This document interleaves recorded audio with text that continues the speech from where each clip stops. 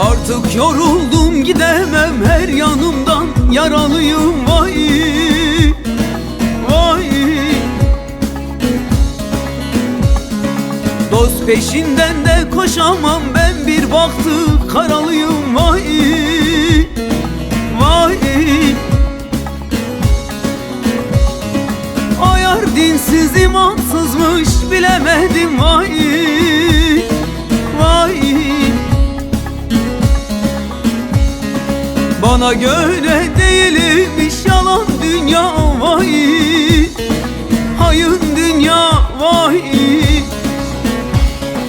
yazık akıttım yaşa, emeklerim gitti boşa, hep yem oldum kurda kuşa. Vay vay, yalan dünya yalan imiş, kötülere kalan imiş, bana göre değilmiş. Vay vay,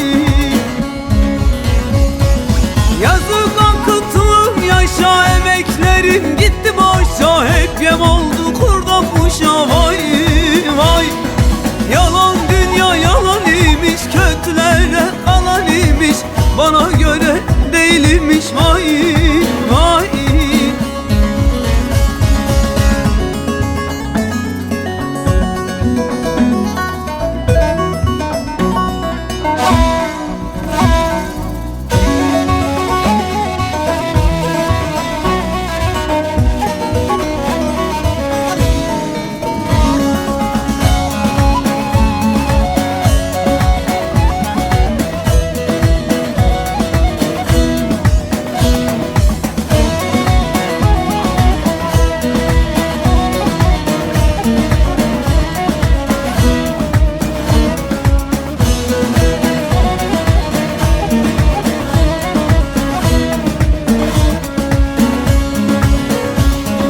ezelden beri hep böyle çile çektim. Vay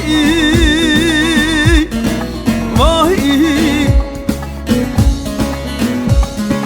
kapılar ardında kaldım, kimsesizdim. Vay vay, ana dedim baba dedim, dedim de yandım. Vay vay, bana göre değilmiş yalan dünya. Vay hayın dünya. Vay, yazık akıttım yaşa, emeklerim gitti boşa, hep yem oldum